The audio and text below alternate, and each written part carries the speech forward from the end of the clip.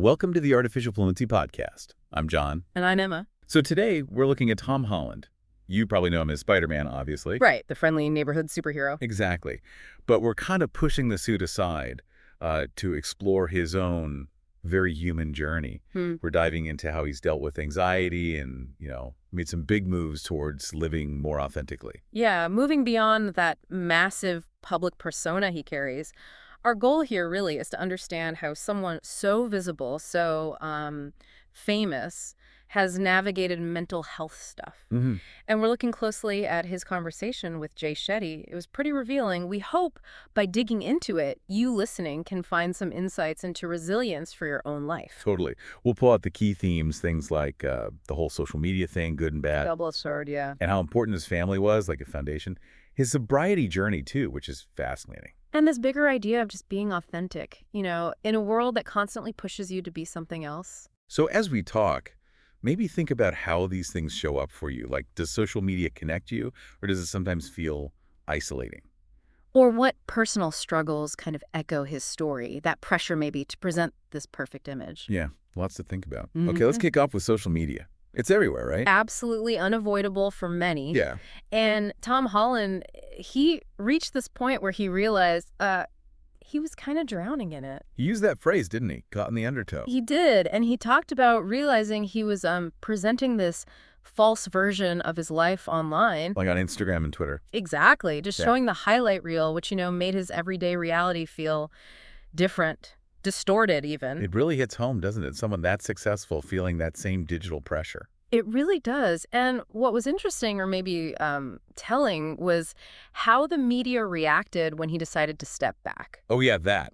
Instead of seeing it as him taking control of his mental health. Right. Some headlines jumped straight to things like nervous breakdown, sensationalized it. Which he pointed out was pretty problematic. Like, imagine if he was actually in crisis. They'd be exploiting it. Exactly. It just shows how much stigma is still attached to just looking after your mental well-being, whether that's taking a break, therapy, whatever. It really highlights that it takes strength, real strength, to set those boundaries, not weakness. Definitely. So it makes you wonder, listening to this, about your own digital habits. Are they genuine connection? Or have they sort of crept into being a dependency? Think about how often you just reach for your phone, almost automatically, and what those little notification sounds actually do to you. That dopamine hit, right? It's designed to be addictive. It absolutely is. And what's significant is Tom Holland made this call, even knowing the potential career risks. Because in his world, being active on social media is almost expected, isn't it? Part of the job. Totally. For staying relevant, promoting projects. But he put his mental health first. Above that. That says a lot. It's a powerful statement. It comes down to self-respect, really. Choosing inner peace over, algorithm approval. Okay, let's switch gears a bit. Let's talk family. You know that saying, childhood shapes you? Seems really true here. Yeah. What's quite insightful is how much security he felt from his parents growing up.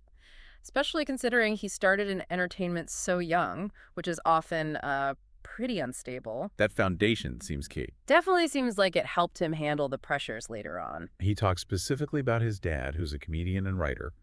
So he knew firsthand about the ups and downs. Right, the volatility of creative work. And instead of trying to shield Tom from that reality, his dad kind of modeled how to deal with it, how to handle rejection, criticism. Which gave Tom this early look at coping mechanisms, like how to ride out the storms. Invaluable prep, you'd imagine, for suddenly becoming world famous as Spider-Man. He'd already seen someone he respected navigate similar stuff. It's a good reminder, isn't it? Sometimes helping isn't about sheltering people, but about giving them the tools to manage the tough bits. Yeah. And Tom directly says his family didn't just help his career, they basically saved his mental health in that industry. Which really stands out when you think about how many child actors, sadly, struggle without that kind of solid support system. Makes you reflect on your own foundations, doesn't it? Yeah. Who are those people for you? The ones who offer that security, that support, no matter what. Really important question. Okay, another big piece of his story. Sobriety. He called it the best thing I've ever done. Which is a huge statement, considering, playing Spider-Man. Right.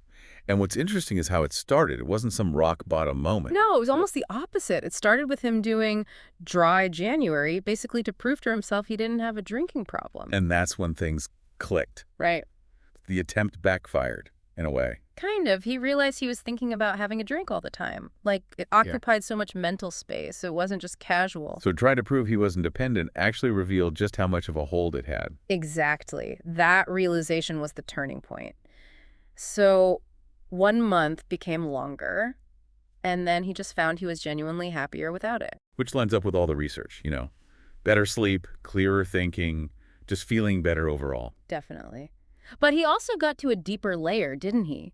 Why he was drinking in the first place. Yeah, he said it had become his way of coping with social anxiety. Which is huge. So many people use alcohol or other things to sort of numb themselves in social situations.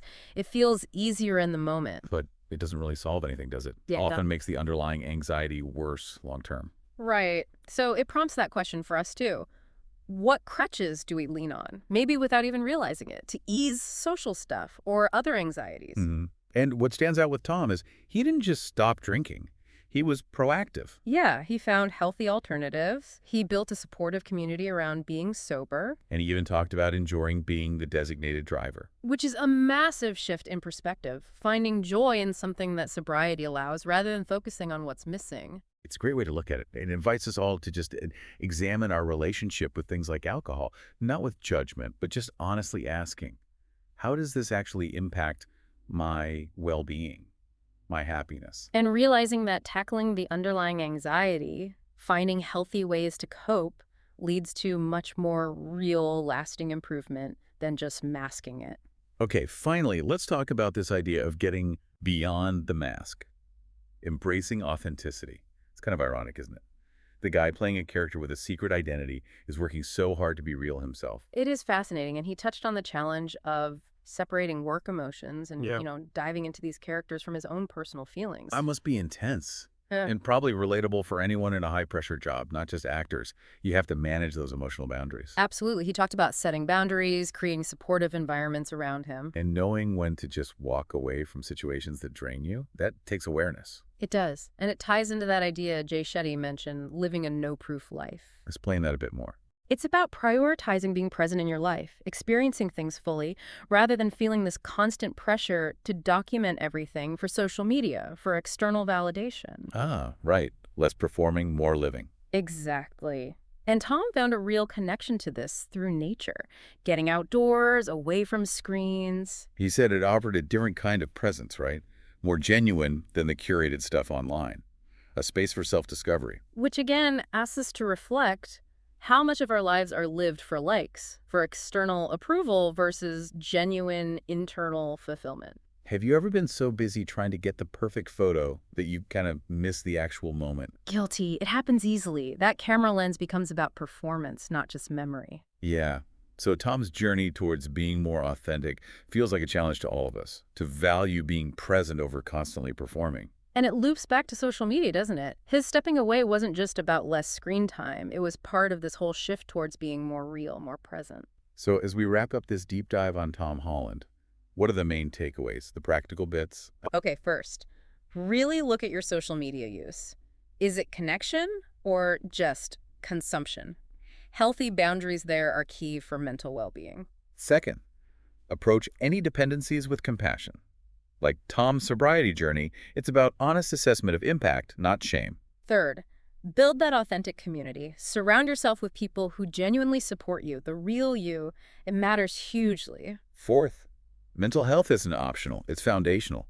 Prioritizing it, setting boundaries like Tom did, that's self-respect. And fifth, don't underestimate solitude and nature. They're powerful tools for self-discovery, for finding that presence away from external noise. Yeah. Ultimately, Tom Holland's story is a reminder that strength isn't about never struggling. It's about the courage to face those struggles honestly, authentically. Whether it's anxiety, dependency, the pressure to be perfect, Yeah. the first step is always that honest look inwards. This applies to you listening. Your mental health is the bedrock. Everything else rests on it. It truly is. So maybe a final thought to leave you with. What masks, big or small, might you be wearing? And what's one step, even a tiny one, you could take today towards living a little more authentically? Thanks for joining us for this deep dive.